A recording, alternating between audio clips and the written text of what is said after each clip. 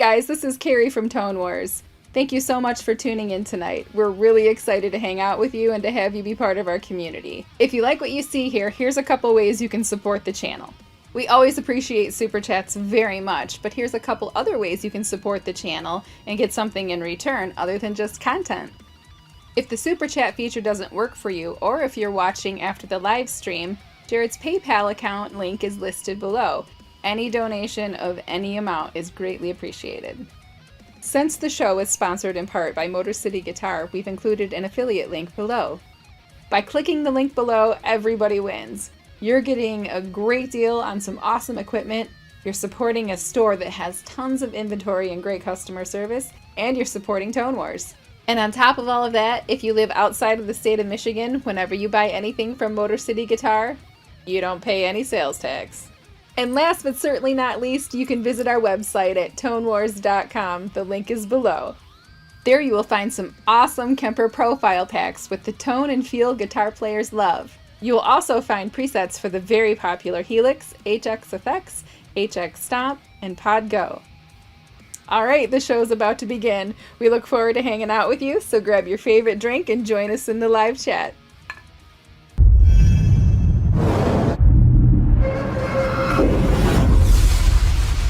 Welcome to Tone Wars.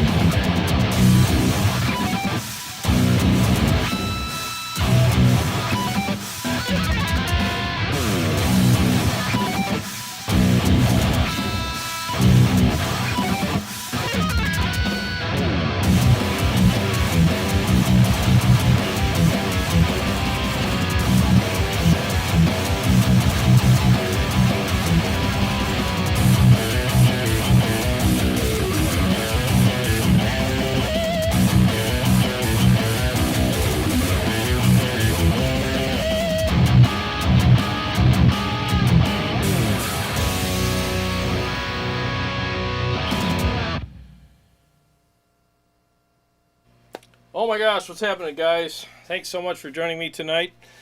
You know, I forgot how much I like this amp. I haven't hooked it up in quite a while, and holy crap, this thing's got freaking balls. I forgot about the thick pick attack and the really awesome pinch harmonics it has. This amp is sick. Yeah, I need to play this more. I mean, I have so many freaking amps that it's like it's hard to, you know, play them all on a regular basis. But yeah, nice to meet you again, Mr. Splawn. Kind of missed you. Forgot how much I liked you. My apologies. Holy crap, sounds great. Really freaking good. Real rich. Just a lot of thick, rich kind of tone coming out of this thing. It's just stupid. Really, really good. I'll be on for probably an hour tops tonight. I know it's late. I know my times have been, you know, up and down with you guys lately, and I apologize for that. Life is crazy for me right now until I get caught up on work. So apologies. Want to say hello to everybody. Muddy Creek Critters. What's up, buddy? Splawn, is that what? Yeah. Maybe. JB 50 watt. That's a very cool looking amps. Nice color theme. Color scheme. Thank you very much. I got to slow down here. Thank you very much. Yeah, I like this. I kind of talked to Scott about the color scheme I wanted, and he did it perfectly. And it looks really cool. I love it. Jamore, what's going on, buddy? Jason Taylor, haven't heard this one in a while. Good to see you here, buddy. Yeah, I haven't heard it either. In a minute, I'll play a bunch of stupid riffs on it for you guys. This thing, man, I'm telling you, this thing's really cool. As an aside, I was just at Motor City the other day. They do have, I think, 2 of these on the floor there.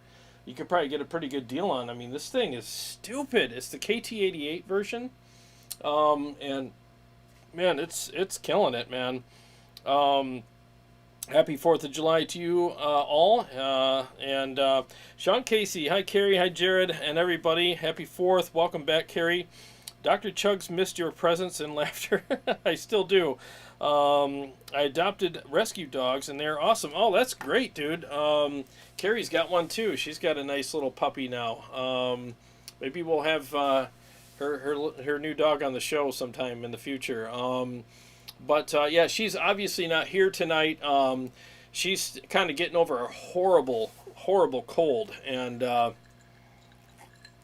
she was kind enough to spare me of that, so she won't be here tonight. So hi Carrie, if you're watching, we all miss you. I haven't seen her in like 3 weeks, so yeah, so it's been pretty crazy on both of our lives. But yeah, but she's planning on being here for sure next week. So yes, she is definitely missed. I love it when she's here. The show's better when she's here. So, yeah, so she's feeling better now. She told me today she's about 80% better, you know, so, but with my season the way it is, I can't catch anything. I got to stay on point and get jobs done. So she was courteous enough to not come over and give me the cold. So I appreciate it. Gunnerman, Paul Smith, what's going on? Christopher, happy Saturday, Tone Wars crew. Thank you. Dave Rebell, what's going on, man? He said, good evening. It's clear 23 Celsius, 76 in the Great White North. Scotch in hand, headset on. Let's get down to business. Cheers. What's up, buddy? Good to see you here. Sean Casey, well, I guess. Let's see here. Check. Okay, good. I got sound. Yeah, that does sound mean. It's a mean, nasty amp, man. Steve Shaheen, what's going on, buddy? Nice to hear the Splawn again, he said. Sounds pretty good over there. Thanks, buddy. Steve will be on soon. We're working out the details on putting the driftwood up against his awesome Omega amp and just kind of having a friendly shootout with that. I was hoping we could do that today, but things are just really hectic for me. But we will get that done. I want to make sure when we put these two up against each other, we have a full day to get everything sound checked and dialed in, so it's fair and fun for everyone. Let's see here. Paul Smith says, dig the Splawn. Low mid-range is awesome. Yeah, it is. It's just really nasty. It's just a gnarly amp with a really nice kind of, yeah, like you said, the low mids are just really there. It's nice. It's got a nice bite. Okay, so, all right, let me just shut the hell up. I did a couple stupid mixes. All right, just so you guys know, too, I'm not going to do any of my, a lot of my mixes tonight because in warm-up, I couldn't remember half of them. That's how much I've not been playing lately. I'm really, really rusty because I've been working so much, and I don't remember half of these songs. I got to revisit them.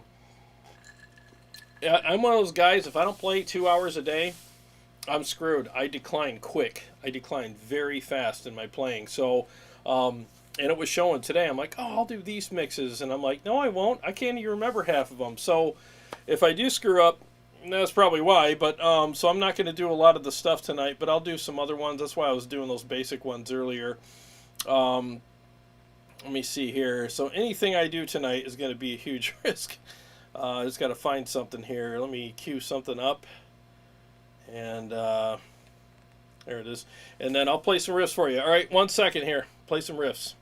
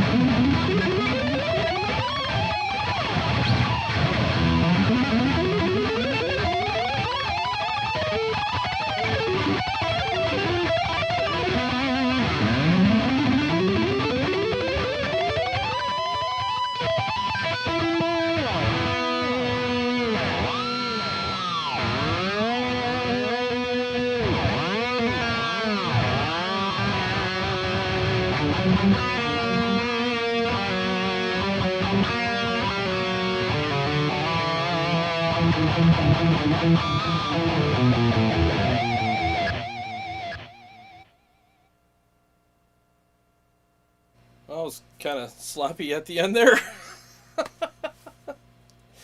Yeah, when I tell you I'm rusty and stuff, I'm not kidding. I just proved it. Yeah, this thing is, you know, it's funny. Like I don't know if Splawn is known as a metal amp, but this thing could do the metals. It's definitely bringing it for these mixes tonight, big time. Really chunky and the nice saturation, a little bit of dryness there. Good mixture of both. Just really nasty. I do. I am familiar with the Quick Rod. That is a more open amplifier. This one's more compressed. I'm all about the compressed amps. I'm not a big fan of open amps. I understand why people like them. I have respect for that, but they just don't work for me. I love a very nice compressed, thick, chewy, saturated, full amp, and that's you know, as far as the Splawn family goes, that's what you're looking at here. So if you like an open amp, then you'd want to go for the Quick Rod. The Nitro is the compressed one. It's a little darker, but I love that. I mean, it just really sounds great in a mix. Lots of great texture as well. Yeah, really good amp.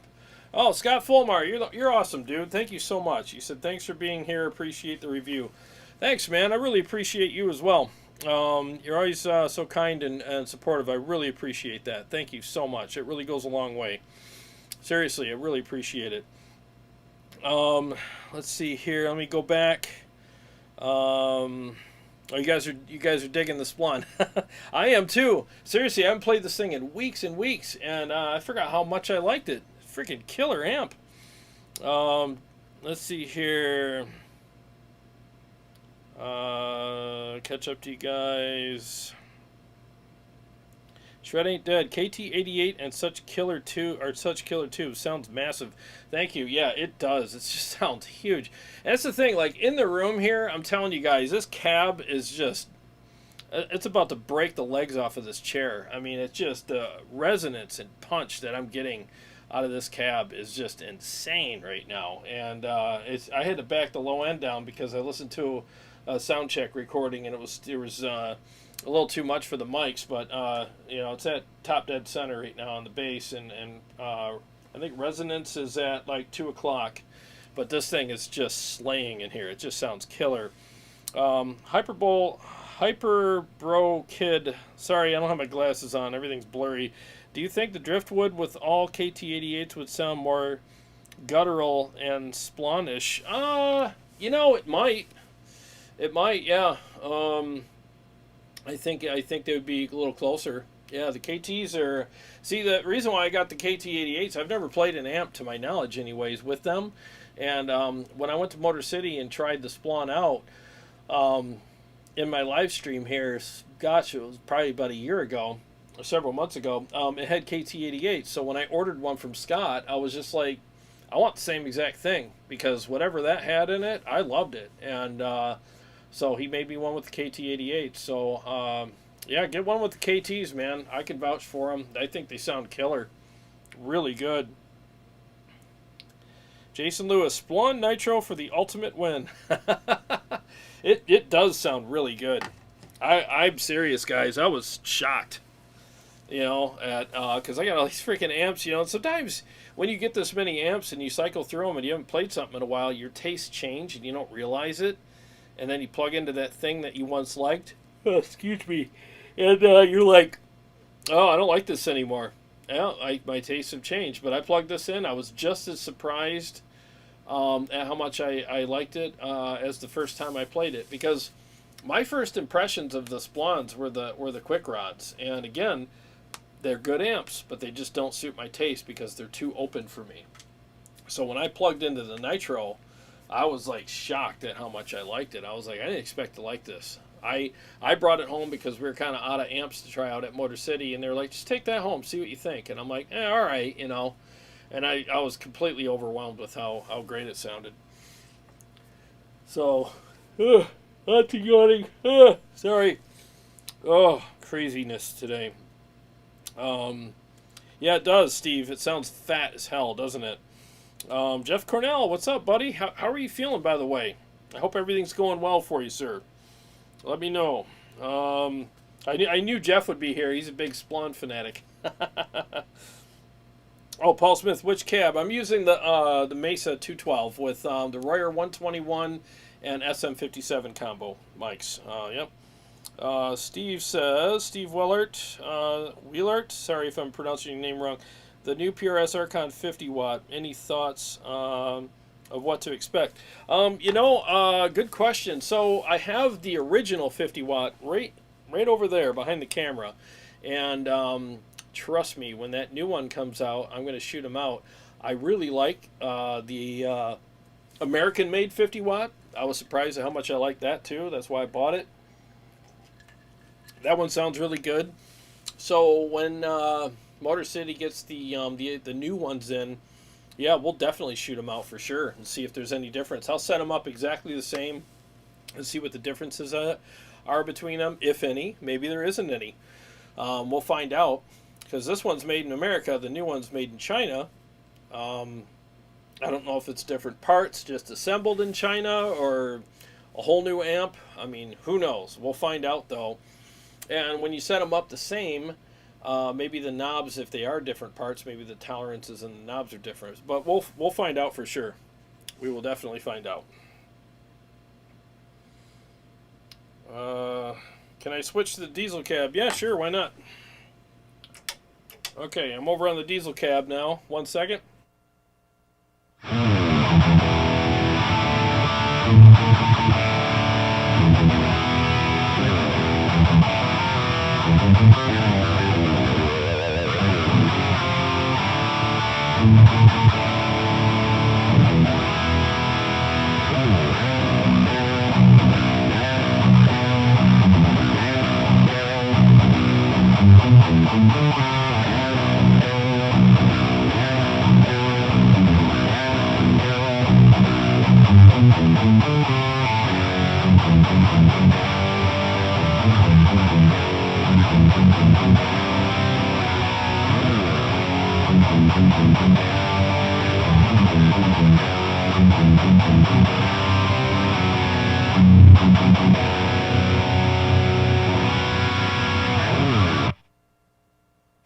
Okay, so now I'll switch back over to the Mesa cab. Here we go.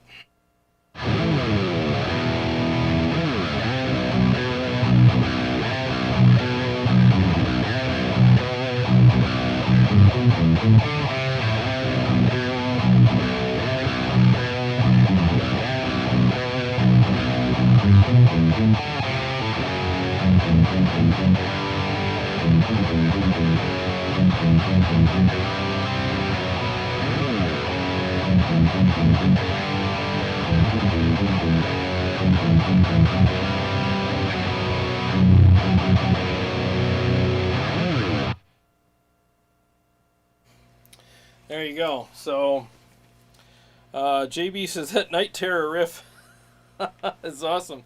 Thanks, man. You guys want a hint? I shouldn't do this. I should not do this, but I should. I could. Oh God! I let the cat out of the bag, didn't I? Let me see here. Way up. Yeah. I'm so excited about this song, but it's not done. It's not done at all. But I've worked on the solo for several hours today, and I had some other things come up. I had to go. I had a meeting at 5 o'clock, and that's why I'm late, because the meeting took way longer than I thought. So, yeah, I got home late. So, but yeah, I've been working on this song a lot, and I'm so excited about it. It's just a badass song, you know. I just can't wait to play this, you know. Let's see here. So JB likes the Mesa cab. It sounds so thick and mean. It does. It's just a real thick. See, some amps I think just pair better with certain speakers or cabs than others, you know. And yeah, I think they do. You know, I think the Splawn sounds best, in my opinion, with the Mesa cab. But you know, everybody's different, you know. Scott Fulmer, enjoy the 4th. You too, buddy. Thank you. We're enjoying our freedom over here, man. It's all about freedom here in America. That's right, man. Ryan, did you forget the sunblock, or are you preparing for a bodybuilding competition? Yes, the gym is over here. Oh, wait, it's over there now. Yeah, it's over here. No, man, I've been out in the sun a lot. And I put on SPF 100 because I put it on my ears. I put it on everything, dude. I've been just fried. And yeah, so that's what you're seeing is like every day I'm out in the sun for sometimes 12 hours, you know, just working my butt off. I actually got really dehydrated last night. That scared the hell out of me. I woke up in the middle of the night and my heart was beating out of my chest. It was like breaking my ribs. It was pounding so hard it woke me up. And I knew what that was. I'm like, ooh, I'm dehydrated. And I had to go drink a whole bunch of water. It was like 3 a.m. when that happened. And my heart was pounding like crazy. And yeah, that scared the crap out of me. So yeah, I'm one of those guys, when I work, I just ignore everything. Pain, I don't care. Nothing. Everything, just get out of my way. I got to get this job done. I'm one of those guys. And that's a blessing and a curse, because the curse side of it is obviously I don't take care of myself sometimes. So note to self, drink tons of water. Sebastian, what's going on, buddy? Good to see you here. I'm glad you could make it. That's great, dude. Appreciate you being here. So, I'm going to take a chance here and do a song that I did not remember at all during sound check, but I want to see if I can remember it now. Let's do Time Flies and hear this in another mix. 1 second.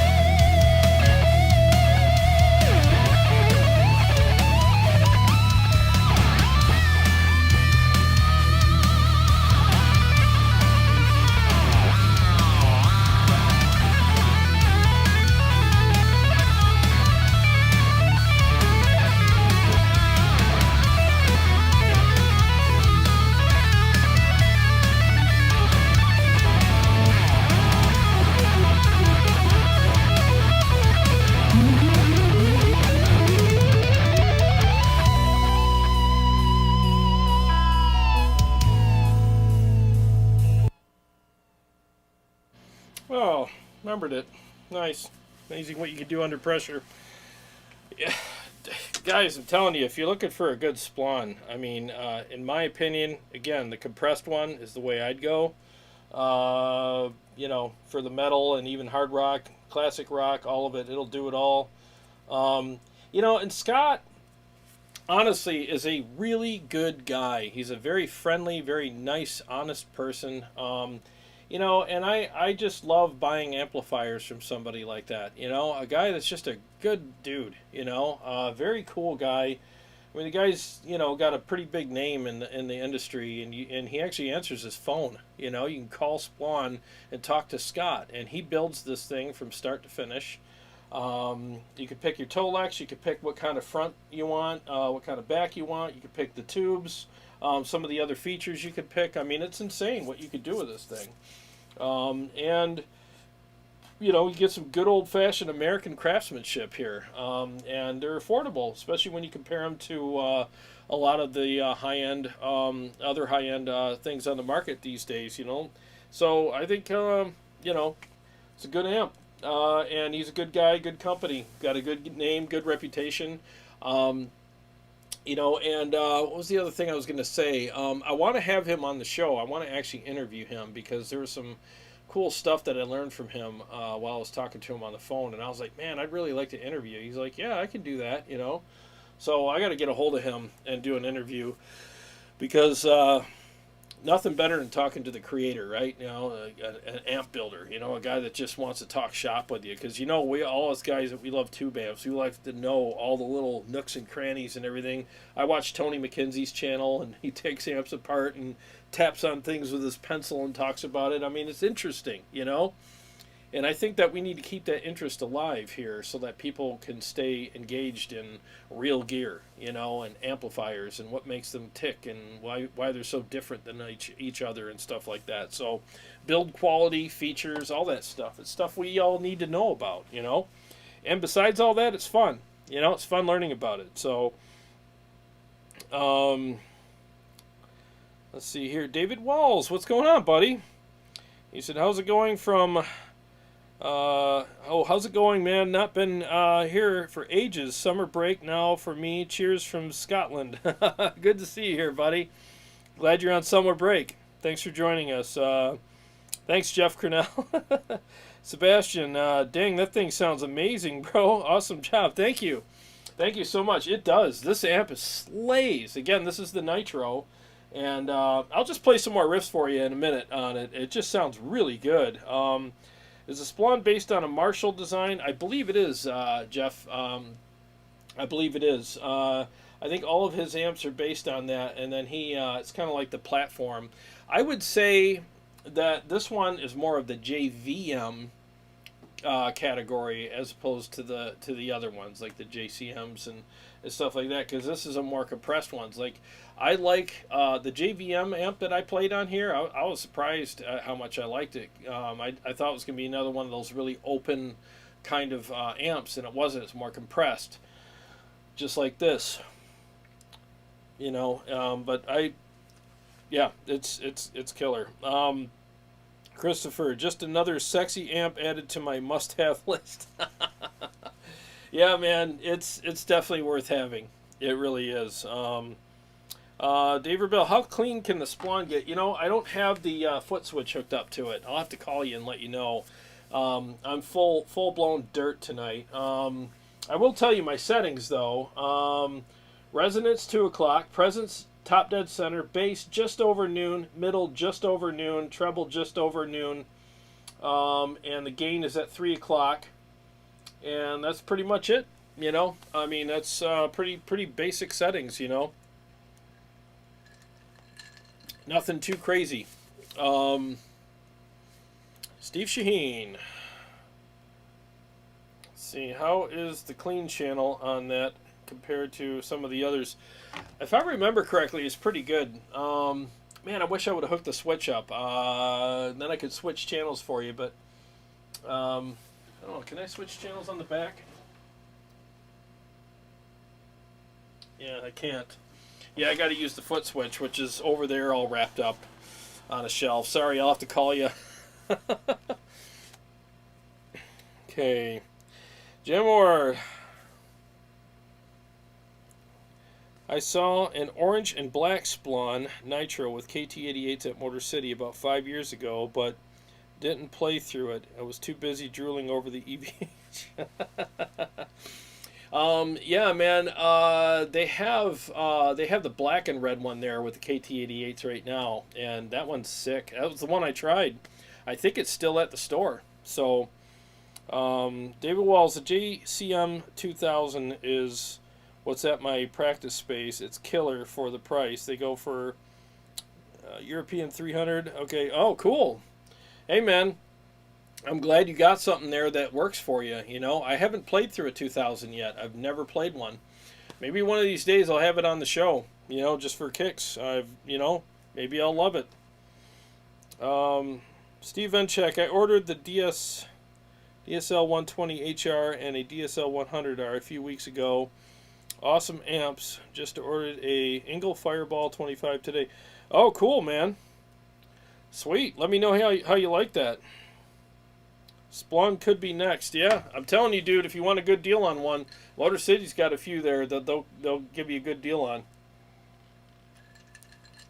I'm sure they will. They're freaking killer amps. Let me play some more riffs.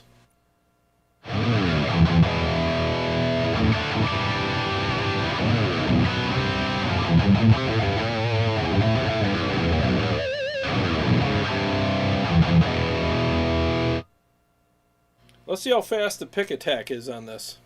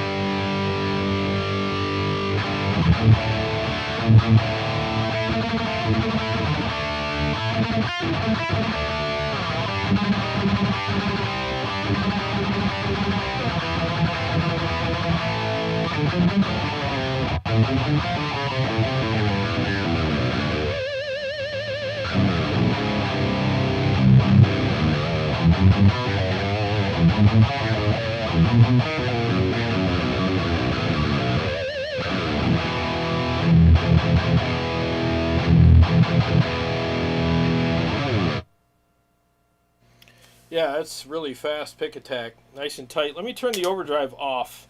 So I'm going to turn it off, play a riff, and then turn it back on. Here we go.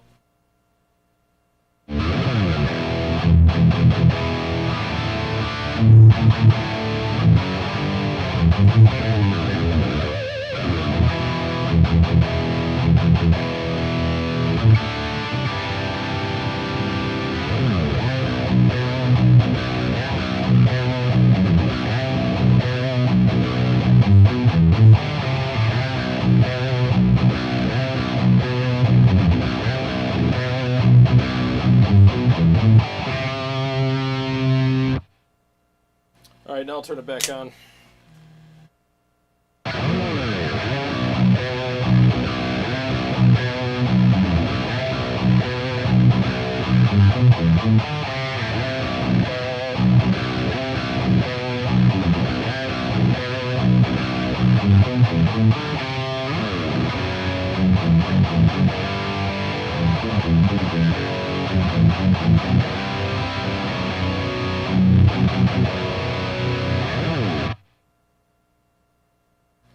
You know, the thing is it sounds and feels great without it on. It's just got a little extra low end, but it's more of a resonance kind of low end. It's not flubby. It still feels pretty reactive and responsive and kind of tight. You just notice a little more of that resonance, and then when you hit the pedal, it tightens that up a little bit and cleans it up. But man, you know, some of the classic rock guys, or if you're just playing rhythm, and depending on your taste, some guys could probably play this without an overdrive and be fine. I slam every amp with an overdrive. It's just the way it is with me. But this is one of the better sounding amps as far as no overdrive pedal goes. I'll put it to you that way. It's kind of reminiscent of the Badlander, but with less low end, okay, so it's reminiscent without the overdrive regarding low end and tightness, except the Splawn's going to have a little more low end.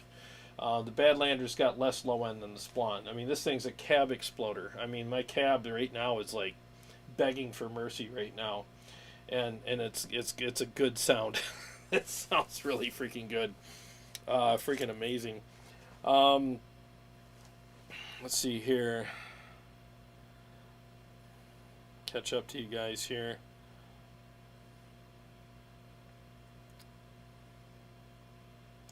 Matthew Pearson, what's up? Let's hear that thing scream.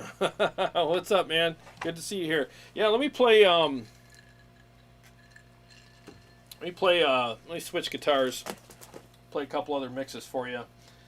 And I'll be on for another 15 minutes. It's been a long freaking week.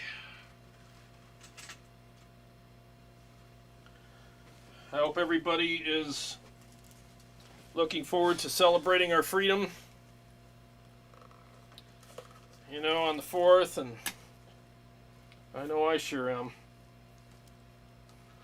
Very grateful. Tell you, it's one of those things that you're born with here, and it's easy to take it for granted, but I'll tell you what, man, it's something that we need to remember every day, that we are grateful for where we're at here. Alright, so this is the purple guitar, obviously. Duh. This one's a half step down. Let me do some riffs on this and do a mix.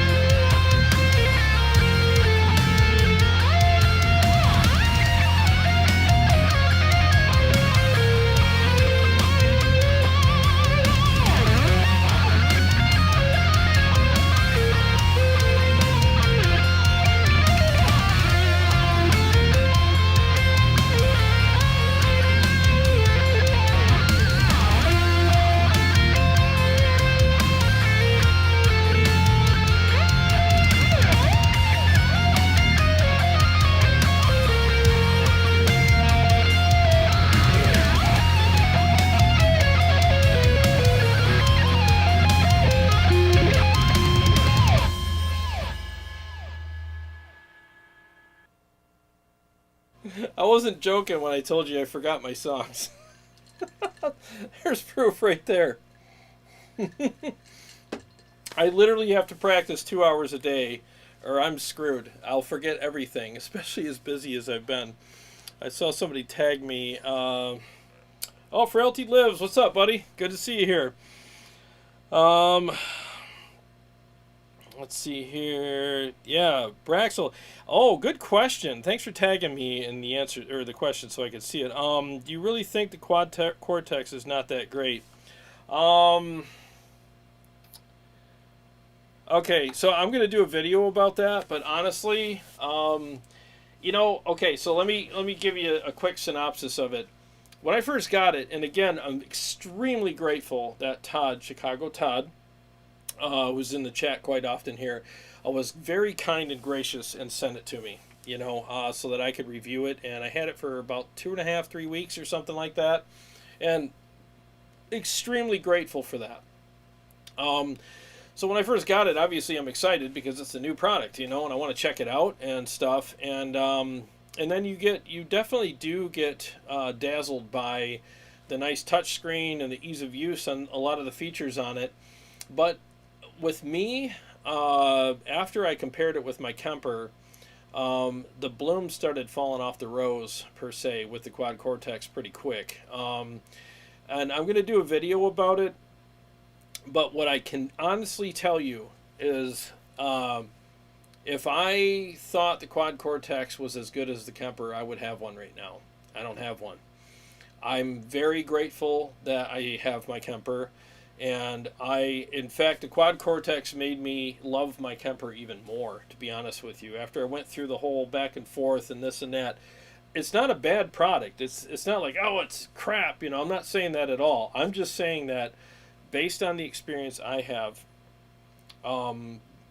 comparing them side by side for 3 weeks and even having friends like Steve Shaheen and TJ over and doing a blind shootout between them, the Kemper was a clear winner.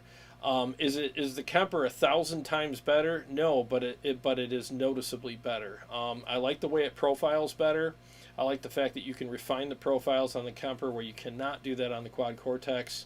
And when you rank the effects on each unit compared to each other, the Kemper just has it in spades. So, you know, and again, I say this with the greatest amount of respect for the company and for Todd, who let me use his for a week or a couple weeks. And for all the people out here that own it, if you love it, then good. You bought the right product. For me, I would pick the Kemper right now based on what I've, you know, seen between the two, felt and heard. The Kemper just has a way better feature set, and Kemper just came out with an app. So I was going to say this in my video, but I'll say it here as well. The thing is, with the app on the Kemper, now, like, everyone's like, yeah, but the Quad has a touchscreen. Yes, it does. It does have a better interface, touchscreen, but you have to lean over to use it on the floor. Well, now what Kemper has the app, I got an iPad right here. I could do everything right in front of my face with my Kemper on the floor. So now I have a touchscreen right here. Wherever I want it, I have a touchscreen. So it's like, well, they just, that whole thing is null and void now. So I just think that, I mean, if I had my choice between a product, let's say all things were equal between them as far as sound, feel, features, and everything else, and how many effects they have and all that, but it came down to one has a touchscreen and the other one doesn't, but it has an app, I'll take the one with the app. Because again, I have a touchscreen right here. I could do everything with the Kemper right here. I don't have to bend over and do a bunch of yoga poses and, you know, contortionist moves to get to work my unit. You know, it's all right in front of me. That's just my opinion. For what it's worth, there might be people that are watching this going, oh, you're full of crap. I mean, the QC is way better. As long as you got something that you're happy with, then you bought the right product. Who cares what everybody else thinks, you know? My opinion is just my opinion, you know?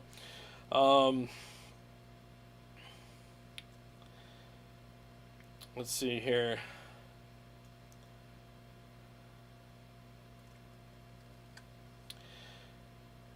Honest review, yeah. I mean, that's That's what I am here, man. I am gonna be as honest as I can, because the thing is like every amp that you see here, I bought them. Every piece of gear that I review on this show, I either bought it, or Motor City has graciously allowed me to take it home, or a friend of mine has let me use it.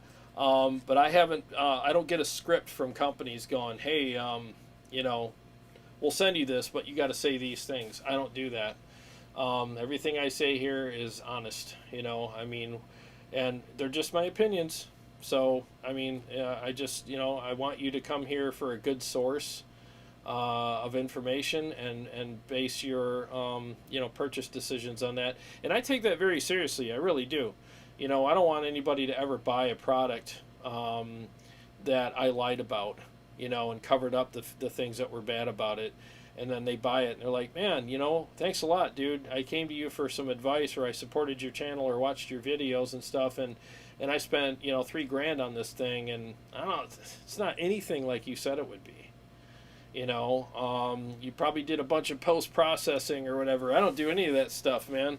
That's why when you watch a channel when I'm live, I mean, all the mics, everything, they're just raw. I don't even have EQ, compression, nothing on anything. I slap the mics in front of the cab, I find the sweet spot, I'm done. There's no EQ. So I'm not adding low end to make an amp sound bigger or taking away or whatever. It's just raw. That's the way I work here. So let's see, let me catch up to you here. Frailty Lives, I agree with you. I've tried both, and I agree, prefer the Kemper. Yeah, the Kemper's better, it just is. And the profiles that I'm doing on it right now are insane. And again, like, I'm going to do a whole video about this very soon, and I'm going to go into detail about it. And I did reach out to the guys at Neural before it came out. I said, hey, would you mind sending me one? I don't expect to keep it. I'm not asking for freebies, but I would like to do a review. And the thing is as a YouTuber, what we like to do with companies is when they send us something, how before you enter a party, you and your buddy are about to go in, and you're like, hey, dude, I got broccoli in my teeth, my fly down, is my shirt untucked, do I look weird, how's my hair, whatever.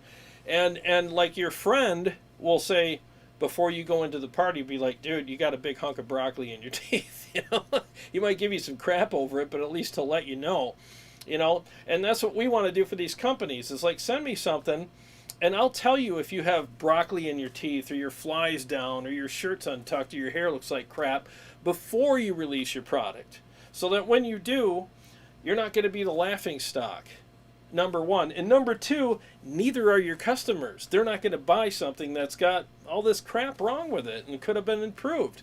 So it's a service that we provide to these companies behind the scenes, and there's nothing nefarious going on. It's just us going, hey man, before you release this, here's some of my thoughts for whatever that's worth. As a user, as a person that uses gear, owns a ton of gear, does reviews, and knows what to look for, and might have a different perspective on things, I'm just telling you, here's a list of things that I would address if I were you before you release this product. And it's good for the company, and it's good for the people that are going to spend their hard-earned money on it. And it's good for me too, because I had some input on something. But I offered to do that, and they didn't even respond. Now, I don't know why they didn't respond. Maybe my channel's not big enough. Maybe they think I'm a moron. I don't know. I can't speak for them, but all I can say is they never responded. So now what I have to do is I have to do a public review of it, because I didn't have that chance. And I'm not doing this to be cruel. It's just people, just like what's happening right here. People are asking me all the time, on the side, whatever, and I'm going to give my thoughts on the product. And if they're upset about it, well, look through your emails, guys. I mean, you had plenty of chances to send one to me and have this conversation privately. And I'm not trying to put them on blast or anything like that. I'm just saying that I'm a review channel. This is what I do. I'm going to give an honest review, And again, I don't think it's not a good product. I think it's a good product. I think it has a lot of potential. But I don't want to buy the egg for a price of a chicken. And I think that that's what's happening with it right now. You're buying an egg for the price of a chicken. it has so far to go before it's worth the price that they're asking for it, in my humble opinion, that I'm going to wait. You know, there's many features. It doesn't even have a looper. You know, that's one of the things that I love about my Kemper. I'm writing solos. I got my Kemper upstairs in my living room right now. I'm writing solos left and right for songs that I'm working on for the channel. And I loop a track on there on my guitar to solo over and riff over and write over. And with that looper, I can sit up there for hours and get lost in it and write to my heart's content. I can't do that on the Quad Cortex. It doesn't have a looper. You know, just stuff like that. Basic things that I think a digital platform should just come with. It doesn't have yet. You know? So I don't want to get into too much of a tangent on it, because then I'll why shoot the video, right? But hopefully that helps you. You know, again, it's a good product. I just think that it's got some growth, you know, that needs to be done. Bragg, so what about the capture feature of the QC versus Kemper? I got a 1972 50 watt. I want to captured. Please advise. I would say the Kemper will do a better job. Absolutely 100% for sure. And I had 3 guys, well, including myself, there's 3 of us that did a blind test between the Kemper and the Quad Cortex, and all 3 of us picked the Kemper over the Quad Cortex every single time on the same capture of the same 3 amps. Or the same 2, we did 2 amps apiece, so 6 amplifiers that we profiled on both units with the same settings. And we, in a blind test, in a mix, outside of a mix, regarding tone and feel, all 3 of us picked the Kemper every single time. And you can watch that video. Just scroll down in my videos, you'll see it. And it's a live stream we did, and some really good players in there too. Yeah, I mean, and the thing is, I get good players on here too, because I want experienced guys that really are demanding, that really look for stuff. And both of these guys I trust. Steve Shaheen's an amazing guitar player, so is TJ. And these guys have a really good taste in gear. They've played I mean, Steve's played more amps than I have. I mean, this guy's like, geez, he's gone through amps like, and I appreciate his experience on that stuff. He's got a lot of different, he's had a lot of different amplifiers, and he's got a lot of experience with them. So his opinion matters big time. And you want amp guys to try out these digital platforms, because what are they emulating? Amps. So if an amp guy plays through a digital platform and thinks it's awesome, that says something, you know. So it's definitely something we look for. But yeah, I would definitely go for the Kemper right now. If I was to make a game time decision right now on what to buy, get the Kemper. It'll do a better job. It really will.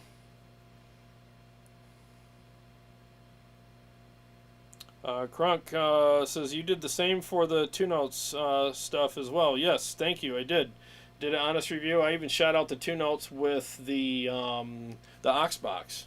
Yep, you can watch that too. I mean, I buy them all, and I just say what I think, and I'm just as honest as I can be, because I have nothing to gain. These companies aren't sending me checks or Christmas cards, you know.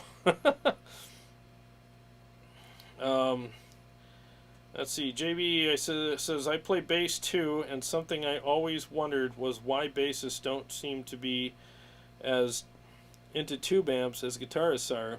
It's interesting, yeah. Seems bassists usually use solid state or just go DI. Yeah, you're right.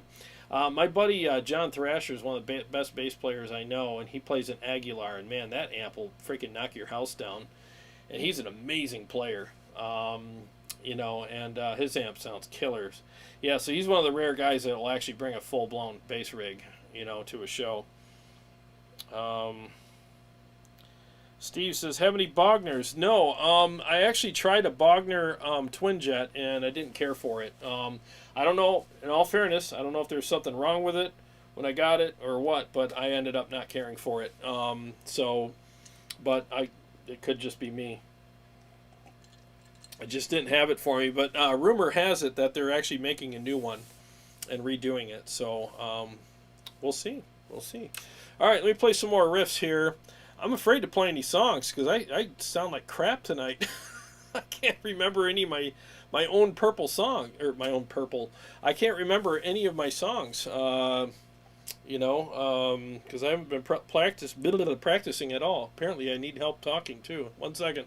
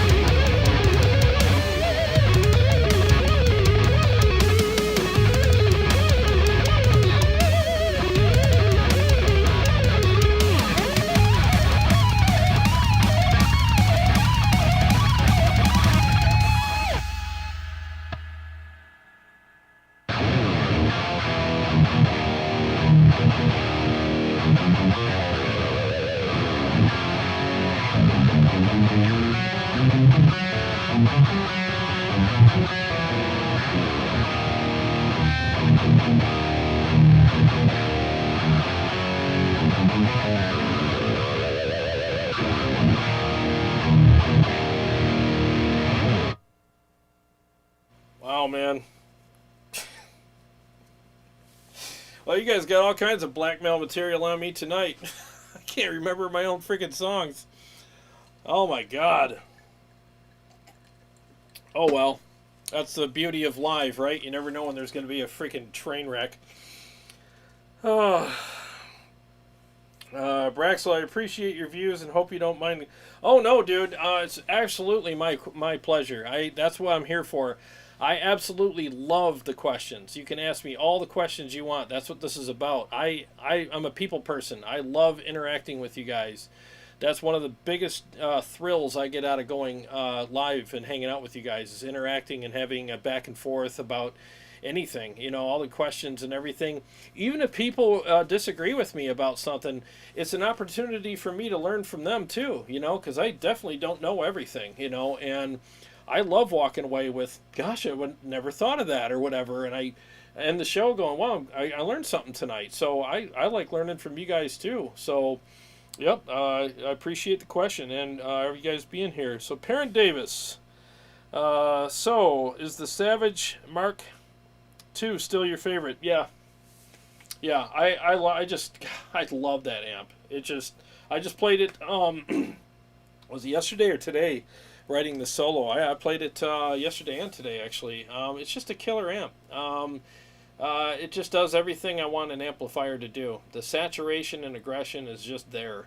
But I use this analogy a lot, just like going to your favorite restaurant. I mean, there's probably a handful of items on the menu that, depending on your mood, you'll order one of those things. And that's kind of how these amps are. Depending on my mood, I'll order one. Or I'll fire one up. And honestly, when I got home from my meeting, I was looking around, what am I going to do tonight? I looked at the Splawn, I'm like, you know what? I haven't played that thing in weeks. I kind of got the hankering for a Splawn tonight. So I'm going to go ahead and hook this up.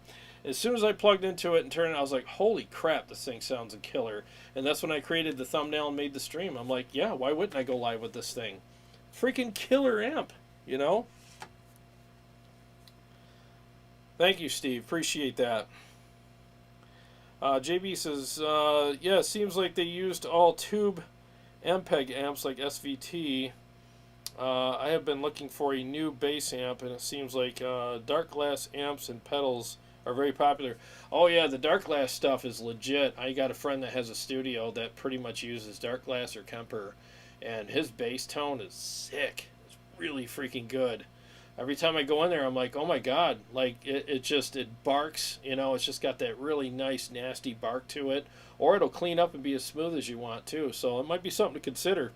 I know Geddy Lee, if I'm not mistaken, he didn't use amps for a long time. He was a preamp guy, I think, and Geddy Lee's got legit bass tones. So don't quote me on exactly what he used, but looking for the word, there was a name, and I can't remember because I'm not super familiar with bass rigs, but it's not there. But yeah, he wasn't an amp guy for a long time.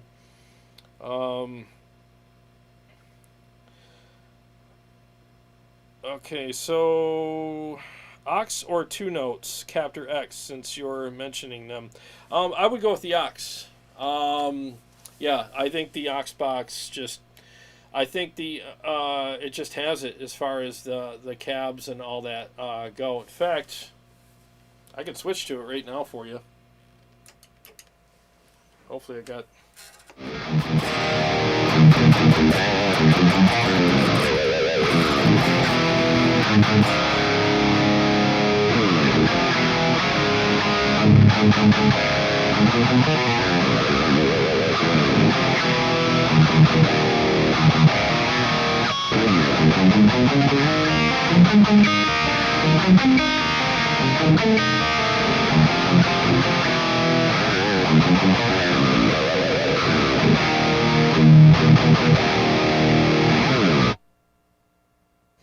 So yeah, that's the aux box right there, and I just think the feel and the sound is really good with it, and you're not going to get all the IRs and all the different, like, thousands and thousands of different impulse responses and stuff like that with it, or when you go on like the 2-note store, they have all these different cabs you can buy, and it is good. There's a lot of variety there, and there's some good stuff. But with the aux box, what you're going to get is what do a lot of people want: a good 412 cab with good mics. That's what they have. They have sold for classic rock, and then they got everything in between, and then metal.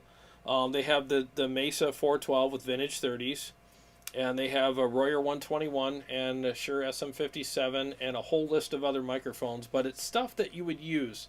And there's not all these positions. You're not going to, let's put it 3 inches this way and 2 inches. You're not going to do all that stuff with the aux. You're either going to have on or off access with it. And some people like, I want all those options. Yeah, well, you'll be doing all this and none of this. I want a product that makes me do this. I just want to play my guitar. Don't give me option paralysis for days. I pick a cab, I pick 2 mics, I put them where I want, because you only get, again, 2 positions per mic, on or off access. They find the sweet spot where it should go, and that's it. Why would you put it 3 inches off the dust cap? Why, it's like, you're not going to do that anyways. You put it at the crease and let it go, and excuse me. So It just makes it simple, and I don't ever tweak my aux box. I play through it. You know, it's and the products that you want are products that you take for granted. You know why you take them for granted? Because you don't really do anything with them. You turn them on and you play through them. In fact, a lot of times you forget they're even there, and it's just easy to be dismissive of them because you're not really interacting with them on a tactile level where you're tweaking things all the time. You're playing through them, so you forget they're there, you know. And those are the products that I think are the best because they don't get in your way; they get out of your way, you know, and they sound and feel great, and you're done, you know. So that's the kind of stuff I look for. I've been through the whole tweaking rabbit hole and everything, and I spent weeks and months and this and that years and years ago, and I just became a really good tweaker, but not a good player. So my playing abilities sunk really low. You know what it's like. You sit here, turn a knob, fix that, tweak that, fix that IR, put that one. Oh, 2 IRs. Let's get 2 of them. Oh, this one. You know, next thing you know, all you know how to do is and reach for something. Like that's your big move as a guitar player. Reach and turn, you know? I don't want to be that guy. I want to shred my ass off. I want to play. I want to write. I want to interact with the gear and be inspired by something, you know? So that's kind of what, you know, what I'm looking for. Again, I think the captor stuff is really good. It's just my personal preference is the aux. It's just simple, you know? It just works. Let's see here. Let me catch up to you guys.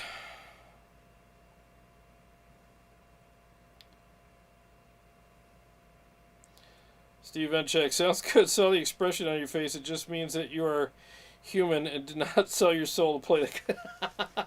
Thank you. Yeah, man. I'm definitely not. I'm not up to par tonight compared to usual. I'm just so far behind on practice. You know what I like to do every morning is have coffee and play every one of my mixes twice. And then that to me is a good practice session for the day. It keeps the dust off of everything, keeps me limber, and keeps me remembering all my songs. And I haven't done that in 7 weeks. So, yeah, every time I go live now, I come down here and pick a few mixes and remind myself of what they are. And every week I get further and further away from that. Now all these songs seem foreign to me. I know it sounds weird, but I literally during sound check today was like, I don't remember what I did here. So I literally have to relearn some of this stuff. That's how bad it's been. Oh, Michael Lee, thanks, man. Appreciate that. He says, love your channel and your reviews. Thank you so much. What would you say are the biggest differences between the Nitro and the Quick Rod? Great question. So the Nitro is more of a compressed amp. So if we're comparing it to like the Marshalls, because, you know, Scott bases his amps on Marshalls, I would say the Quick Rod is based on more of the open Marshalls, like the JCM series. And the Splawn Nitro is based on more of the compressed Marshalls, like the JVM series. And I'm more of a compressed amp guy. I don't like open amps. They're too airy for me, and it feels like they're kind of hollow, where this one here is thick. It's really thick and full and beefy, and that's kind of what I go for, you know. So that's what I would say, that the biggest comparison between them is the Nitro's a little darker, but it's really thick, and it's got that nice compression. It's not overly compressed. It's just got that really nice, full, fat, beefy, thick sound, and that's what I prefer. But if you prefer the open amps, go for the Nitro. That'd be more your speed. Oh yeah, it was a Sans amp. You're right, JB. That's what it was. Sans amp. He toured with that for many years. Many years. Yep.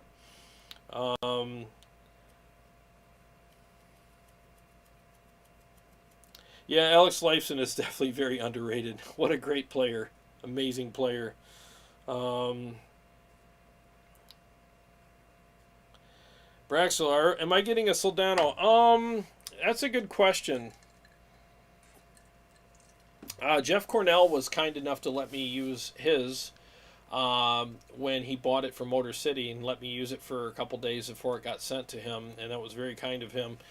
And I thought the amp was really good. It's just right now I mean, I totally get why people like those amps, and I think that they are good amplifiers. It's just, if I'm going to spend that much on an amplifier, I'd rather get more features, and more, more modern kind of thing. I'm not saying that I wouldn't buy a Soldano.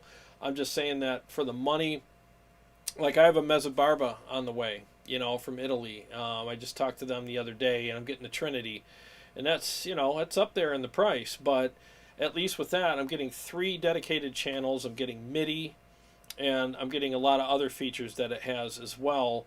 And I just think that as good as the Soldano is, I think that Mike, I don't know, it's 6 one way, half dozen the other. Maybe he should, and in my opinion, he should have updated it. The only thing he did was change the effects loop, and I think he should have updated it and put new features on it. Because with the Soldano, in my opinion, there's only one good channel in it. The other channel is not clean enough for cleans, and it's definitely not dirty enough for what I do. So it's kind of a channel I would never use. So I'm going to pay $5,000 for an amp that has one channel. And to me, that's just a lot of money to pay for an amp. I get the build quality, I understand all that, and I totally respect that. And I definitely respect people who buy them, and I'm glad that they found something that worked for them, and I'm sure they're enjoying the hell out of them. It's just, for me, in my opinion, with my money, I want more stuff. I want more features and more tonal opportunities with an amplifier, and I want something that's modern. But if the price was right, hell yeah, I'd get one. But right now, the price just isn't right for me. Okay. All right. Let's see here. If any other questions, please let me know. I'll be on for a few more minutes with you guys. I'll play a couple more riffs for people who just got here.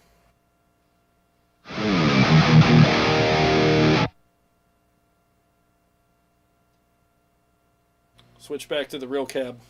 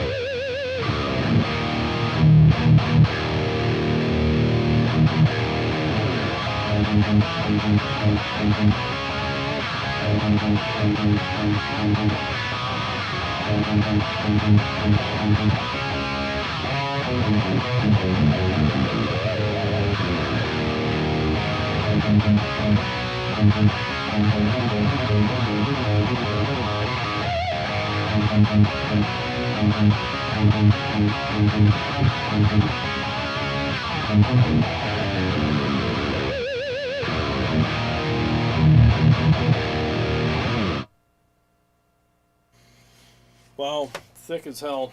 Really, really good. Michael Lee Merriman loved that explanation. Oh, good. You're welcome, buddy. Just picked up 2 Splawn 412 cabs that sound amazing with my EVH 5153 50 watt 6L6.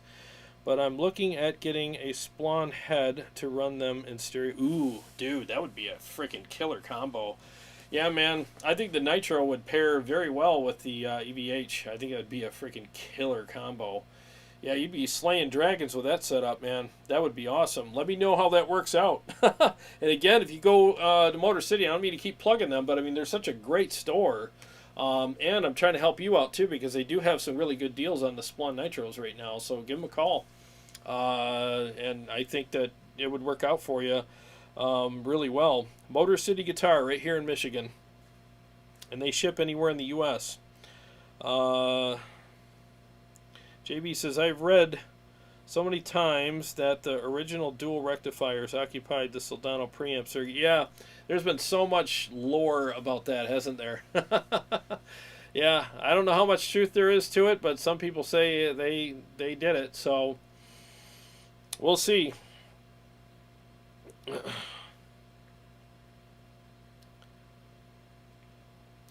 But the Soldano's basically modified JCM 800. Yeah, I think everything's based on Marshall, and then they just take that platform and modify the hell out of it, and I guess basically everything's a Marshall.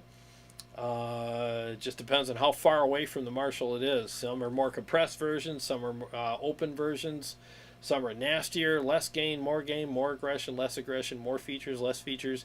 I think the lineage goes right back to I think Marshalls or Fenders, one of the two. I mean that's basically how Randall Smith got started, was fixing Fenders, when he started Mesa. So, it all goes back to something,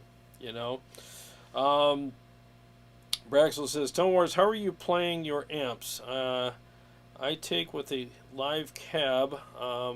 Yes. How can you keep noise down? I'm sorry, I don't have glasses. I like to do that, but I can't without advertising to neighbors. Yeah. Okay. So I'm playing with the real cab. This Mesa 212 cab right here, and then I got the Royer 121 and SM57 mics on it. And I'm lucky enough, I'm in my basement, I'm lucky enough that, my neighbors are cool. And yeah, outside of my house, I've walked out there with my wireless, you can hear the rumbling, and the thump. It definitely does happen. Yeah, I mean, if you really want to keep it down and you want good sound, I mean, a good pair of studio monitors like the Cali LP6s and Oxbox, or the 2 notes, depending on what your taste is, would work perfectly for you. It carries the load of the amp and gives you really good sound. So you could do that as well, and it's definitely a really good way of practicing. I do that a lot. In fact, when I'm down here writing my solos and stuff like that, typically I'm running through the Oxbox and my Cali audio speakers, which are about 10 feet away from me, and they're about 10 feet apart from each other. And I just sit here and I play the track through them, and whatever amp I choose, I play through the Oxbox and the speakers, and I sit down here for hours writing solos, or I'll do it upstairs in the living room, So it's a good way to do it and still be able to use your amp, instead of using a modeler or something like that. Or the old Fender basement, Eric says. Yeah, exactly. Yep. JB says, the thing about amp designs, though, is that the circuit topology doesn't really change. There are only so many ways to design tube amp circuit. It's really all in the choice of component values. Yeah, I mean, that's the thing that I'm looking forward to with the Mesa Barba is they got their own, transformers. I mean, everything in their amp is very proprietary, spare no expense and all that. I want to see what that does, I can't wait to check it out. And I got the Trinity because that was their more compressed, gnarly amp. I don't like, again, I'm not a big fan of the open ones, so I that's why I went with the Trinity. So we'll see what happens, I can't wait to check it out. Michael says, what are your thoughts on the Synergy amp modules? I really prefer a pure analog tube circuit, or tube sound. Those are supposed to be all tube. Great question. I actually had the Synergy stuff, and I still have some of it here. And I think it's great for variety. And I think they do a great job with it. But when you compare it to like an all-in-one, like this amplifier, the preamp and the power amp are all in the same box per se, and there's like this thing that they're together in, and they're built together. They're built to, like you build the preamp and the power amp. Excuse me, I gotta yawn. Oh my god. To work together. Like this transmission goes with this engine and this drivetrain. You know what I mean? It's like when you start swapping out parts and interchanging things and creating like this modular system, what can happen is there's a disconnect between the power and the preamp section, and that's what I found with the Synergy stuff. As good as it is regarding you know what it does. There's definitely a difference between when you play the full-blown amplifier and the synergy stuff. Even if it's the same thing. So like if they had a Splawn module in the synergy system and you put it in there, well, you're playing that in their system with their components, with their power amp, which is the Syn 5050, which is a 6L6 amp, and it's a good amp, But this one here, the preamp is in this one with the power section. That is a KT88 power section with completely different transformers and completely different everything else. So is it going to sound different and feel different? Absolutely. It's going to sound way different. So that's the difference between them. But I think that the synergy stuff is very good, and I love the concept. And if you want a lot of variety, and you could buy the modules for $3.99 and have a good variety of modules, I think it's a great product for you. It's just for me, as soon as I started getting more amps and stuff and comparing, I just get more thunder out of these amps. I just do. There's just a bigger sound coming out of them, and you won't really know that until you're in the room. And a lot of people don't talk about that on YouTube. They just, even the YouTubers know that the mics are only going to give you guys so much. But when you're in the room with this stuff, when people come over my house and they plug into these amplifiers, I mean, it's a completely different experience. It really is. I mean, just like now, I switched over to the aux box a few minutes ago, and all of a sudden it was like, where's all the... Again, it sounds great, but when you're used to having a cab right here that's like totally like just raging and just having all this resonance and punch and pushing air past you, and you get that feel. When I do the palm mutes in the room with this cab, I mean, I got authority with what I'm doing. There's so much authority with it. And then when you switch from that to anything, whether it's an aux box or any other kind of IR loader or anything like that, and I'm listening to my in-ears, I'm hearing good sound, but all that other stuff is gone. It instantly disappears. You're like, ooh, where's all that authoritative rage, And that's the thing, when you're playing through stuff like that, you really have a bigger appreciation when you're in the room with something, because 90% of the time when you're playing your gear, you're playing in a room, so that matters. It really does, so yeah, I mean, let's not count that out. So in the room, I think, is more important than recorded, because you can fix anything on a recording. I mean, people have been doing it for years to sell crappy profiles, crappy presets, crappy gear. Yeah, this sounds like crap, but I'm getting my check. So, well, I'll just quad track this, and then I'll, maneuver the hell out of the EQ and compression, and then make it sound killer, and they'll sell a bunch and I get paid, So that's the difference. But you can't fix in the room. If something sounds like crap in a room, it's a piece of crap. You can't fix it, and that's the thing. The telltale thing is when people come over here, this is a good room to judge things in, and they come over here and play something, I'm telling you, it's either going to sink or swim in this room every single time. And people always walk out of here going, wow, I thought this, and now I think that, about this product, and it really does make a difference when you're in the room with it. Let's see here. I'll catch up to you guys. I'll be on for... Oh, wow, I went way over tonight, didn't I? That's okay. I'm having fun. I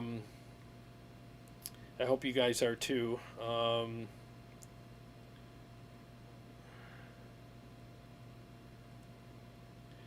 Let's see. Michael says, but I'm a little skeptical about the signal flow through each module. Yeah, it is different. It really is. You probably posted that while I was blabbering on. So yeah, it's definitely a different thing.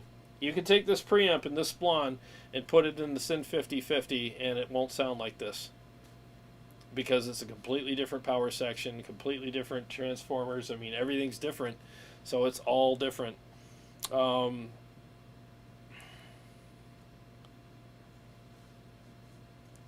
Yep, you're right, JB. It's component values and the transformers that makes the amp unique. Otherwise, everybody uses the same transformers, I mean, that's the thing, man. When I was talking to some of these amp builders, I mean, a lot of their amps are based on when they make their preamp gain section and all the tone and everything, they base that on what they're going to power it with, what tubes they're going to use. So a lot of times when you order a custom amplifier from a company and you say, well, what options do you have? Well, you can get these tubes, those tubes, blah, blah, blah. Well, what did you design it for? Well, I designed it for, let's say you designed it for 6L6. Then if you want it to sound like the true version of that amp, then you're going to get the 6L6s. Because the biasing, I mean, just the whole thing, it just changes the character of everything, So, and if that wasn't real, they wouldn't offer that stuff, So, yeah, I mean, it's just the way it is. EL34s, all those, they all have a different sound. And the power section and the biasing that goes with it, it all matters. Let's see here. Roscoe P. Coltrane. Hey, what's up, buddy? I've never seen you here before. Cheers, everybody. Like to feel the speakers moving air. Hell yeah, man. That's the way it goes, man. I love coming down here and feeling that thud in the room. There's just nothing like it, man. It's awesome. Eric says, I play better when the tone is on. Better sound forces you to want to play tighter. Oh yeah, man. Oh yeah. When you got good tone, I mean, you're definitely going to play better for sure. For freaking sure. Absolutely. All right, well, couple more riffs and then we'll call it a night. Here we go.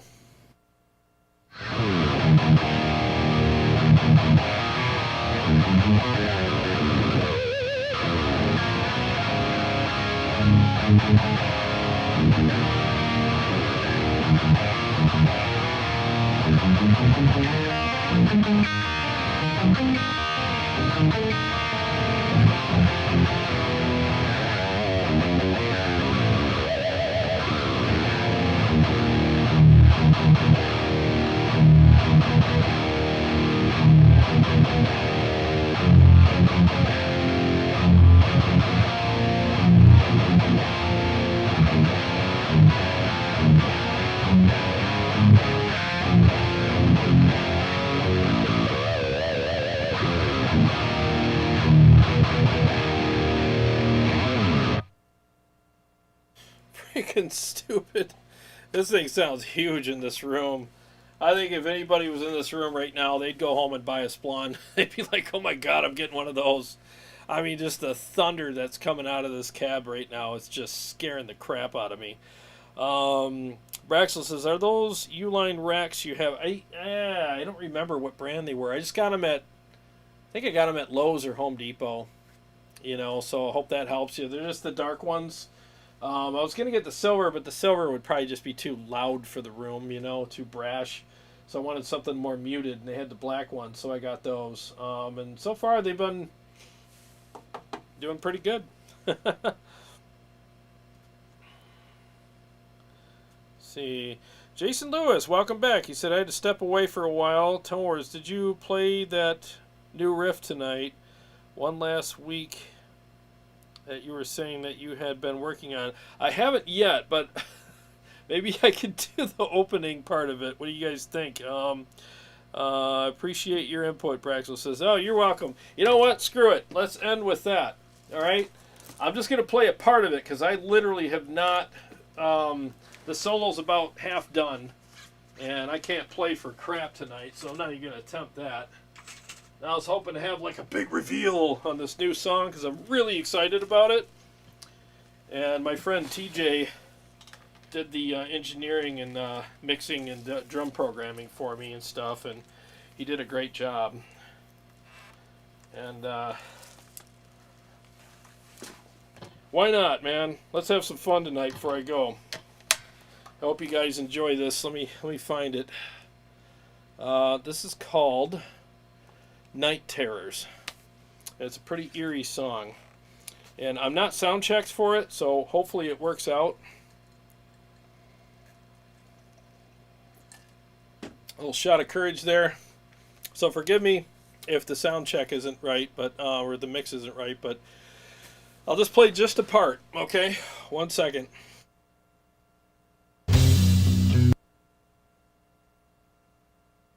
Wait a second, I have to erase my markers on here because I was writing the solo and I put a loop there. So let me destroy that. Oops, right. Here's the other one. Boom. Okay, here we go.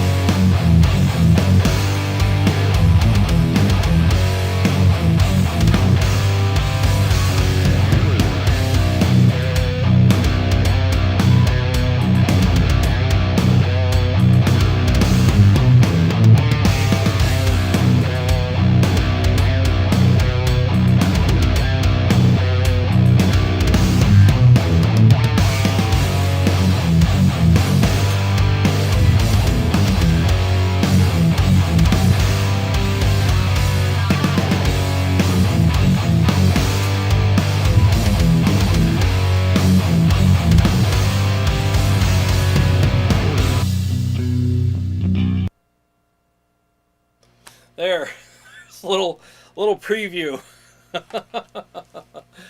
We had so much fun doing the production on the intro of the song and stuff, and all the backwards stuff, and yeah, it was fun. You know, hopefully you guys will like it. It's spooky. It's called Night Terrors for a reason, and I wrote it on the Driftwood Purple Nightmare, and I named it Night Terrors because I mean I wanted to kind of pay homage to the Purple Nightmare. So yeah. So anyways, yeah, hopefully hopefully you guys like that song. Oh, here comes all the comments. You guys are like 30 seconds behind me. So, wow, that's brutal. Love it. Can't wait to hear the rest. Sebastian says, thank you. Thank you very much. Yeah, I'm really excited about it. I've been working really hard on this song, and that's one of the other reasons why I forgot all my other ones is because anytime I get any chance to sit down and play, I'm working on this one because I really want to get this one done. Christopher says he loves it. Cool, man. I'm glad. Yeah, I wanted something spooky and eerie and just nasty, you know? And that's kind of what my vibe was. And that's what I'm going for on the solo, too. The solo's got some pretty kind of eerie feel to it as well. And it's been a lot of fun. JB says, this makes me think of you riding in a tank with all of your amps hooked up, battling with demons. It goes with your riffs. That would be a cool video. That would be fun. Sounds great, Paul. Thank you. I appreciate that. Who did the production on this one? My buddy TJ. Actually, I went to his house and I had the riff, and I just said, well, when I walk out of here, I want a full-blown song, and let's see what we can do. And I'll be posting his links to TJ's services for you guys soon, too. I'm telling you, TJ is one of the most gifted people I've ever worked with. Very good guitar player, awesome person to work with as well. Cool guy, very easy to work with, and he'll do anything you want. I mean, you're when you walk in there, you're the boss, and he'll just be like, he'll offer suggestions, and he's very creative and easy to work with, and he does a really good job with the mixes and the drum programming, and the drums just sound incredible. I got that mix home and I sat down and immediately I was in this chair for like 4 hours. I couldn't stop playing. I'm like, I am gonna write this solo, and it's so much fun to play. I just really enjoy it, and it's gonna be one of the favorites for me, anyways. Hopefully, it is for you guys as well. But yeah, just so you know, that's the other reason why I've been so rusty on my songs, because this is all I play, you know, when I get a chance. So. Let's see. Sounds good. Keep it up. Perrin says, thank you. I appreciate that. I will definitely do that. Yeah, he's a great player, isn't he? TJ is one of the best guitar players I know. Freaking amazing player. And he actually takes lessons from Chris Broderick. So, yeah, you know you're good when you're taking lessons from that guy. So, yeah, thanks, Sean. The Driftwood is a killer amp. Yeah. Yeah, anyways, well, I hope you guys enjoyed tonight's show and hang. I really appreciate you guys being here. I know there's a lot of other things you could be doing, especially on a holiday weekend. And I'm super honored that you guys chose to hang out with me tonight and with everybody else here. It was an honor for me to hang out with you guys. I love the interaction. I really appreciate the kind words and support, you know, and yeah, it's always worth it when I go live. Even when I'm super tired, I always enjoy going live and hanging out with you guys. I always feel charged afterwards. So, Terry will be back next Sunday. This Wednesday, I'm probably not going to be going live, most likely, unless it rains. If it rains, then I'll do a live stream, because I won't be working anyways. But I got to get caught up on some work here. Had a lot of issues last week, so I got to get caught up.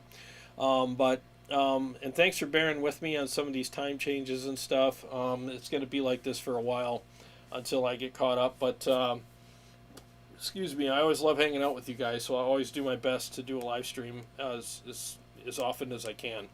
You know, let's see here.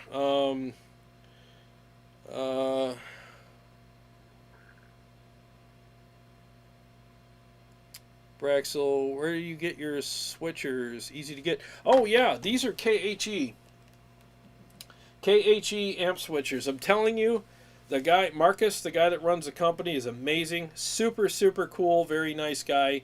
And I'll tell you, these switchers are legit as hell. They're freaking built like tanks, and they work great. It was super easy to set up, super easy to program if you need to, because I had to program my MIDI through for the you know, the loop switcher along with the amp switcher, but you don't have to get the loop switcher. You can buy it separately. But I'm telling you, this amp switcher is legit as hell. If you have a lot of amps, I highly recommend getting an amp switcher. It really helps you compare your amps. And when you have a bunch of amps, it actually makes all your amps sound better, because they all have something that the other amps don't have, and you dial them in to sound closer and closer to each other, and then you get the best out of all your amps with this amp switcher. And it's a very good way of testing amplifiers too, because there's a lot of times people buy amps, they bring it home, oh, it sounds great. Well, yeah, compared to nothing, every amp sounds good.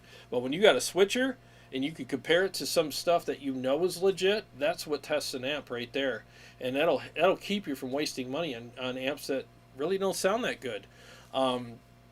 It's a great way to A/B amplifiers without, because, you know, well, when you plug everything in and unplug it, your ears already forgot what the other amp sounded like. But when you switch like that, I'm telling you, you notice everything.